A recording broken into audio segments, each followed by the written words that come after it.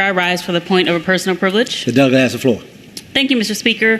Mr. Speaker, we kicked off the week in the chamber by talking about the Super Bowl.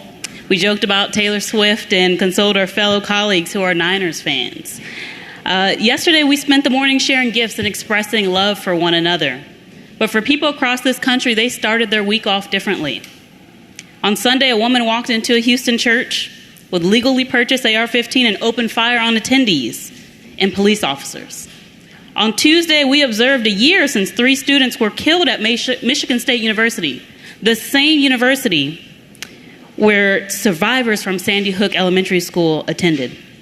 And 6 years ago today, 17 people, 14 of them children, lost their lives because of a gunman brought an AR-15 and shot at Stoneman Douglas High School students and staff in Parkland, Florida. And tragically, yesterday, we've added 3 more to the list to remember next year. 3 officers in Washington, D.C. were shot while attempting to serve a search warrant. 4 students in Atlanta were shot outside of a high school. And Kansas City Chiefs fans experienced a horrific mass shooting while celebrating their Super Bowl win together. 1 lost their life. 21 people were shot, half of them children, between the ages of 6 and 15. Again, that's children between the ages of 6 and 15. My colleague, the delegate from Chesapeake, stood on the House floor just days ago before these shootings occurred, and the delegate talked about having to bury 6 members of his community because someone got access to a gun the same morning that he killed his coworkers at a Walmart in Chesapeake, Virginia. Our youth have been pleading, when will enough be enough? They've asked when we will finally acknowledge that thoughts and prayers will never be enough to fill the empty seats at the dining table. And when will we acknowledge that inaction will never be enough to heal the wounds of our children, both physical and emotional? This has a deep impact on our generations. Mr. Speaker, our children are growing up in a different reality than we did. Back when I was in school, I was walking out in a single file line doing practice drills for fires, tornadoes, hurricanes, other natural disasters. And I vividly remember huddling in the hallways just in case a tornado touched down in my area. Now our children practice huddling in the corner of their classrooms.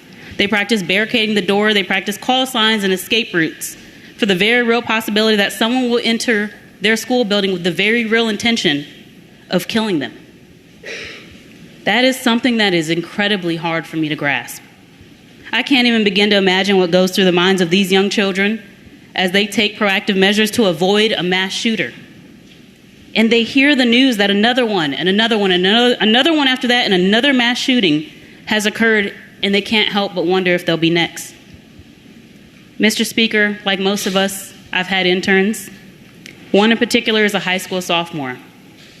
Gun violence prevention is her passion because it's her reality. We were talking one day, and she told me about an active shooter drill in her school. She told me that every single day she steps into her classroom, she fears that it could be the last, and that it is no longer a drill, and that she fears that her and her classmates may be next. This is a bright kid, and instead of having the privilege of focusing on school and her next steps into her very bright future, she instead is overcome with worry and fear, and she is not alone. I'll never forget a story she told me. She told me that she went to the mall one day with her friends and a light bulb burst. Mr. Speaker, she told me that her active shooting training kicked in and that she ducked and huddled in a corner. This is the reality for children in America today, and it is absolutely unacceptable, and it breaks my heart. I myself am a responsible gun owner, like many people in this chamber and across the Commonwealth. But when we are seeing and what we are seeing in this country, everything that is happening is not responsible gun ownership. And our children are not seeing enough action to protect them. The onus is on us to prioritize our kids and their safety and the fears that they have every time they walk onto a college campus, in a movie theater, a mall, church, Walmart, or even a parade celebrating their favorite team, Mr. Speaker. Like all of us, I ask that folks listen to them. Listen to them. They are speaking to us. Listen, and then let's come together and finally do something to prioritize them and not center ourselves, our conveniences, and our interests. They are watching, and they are listening. Thank you, Mr. Speaker.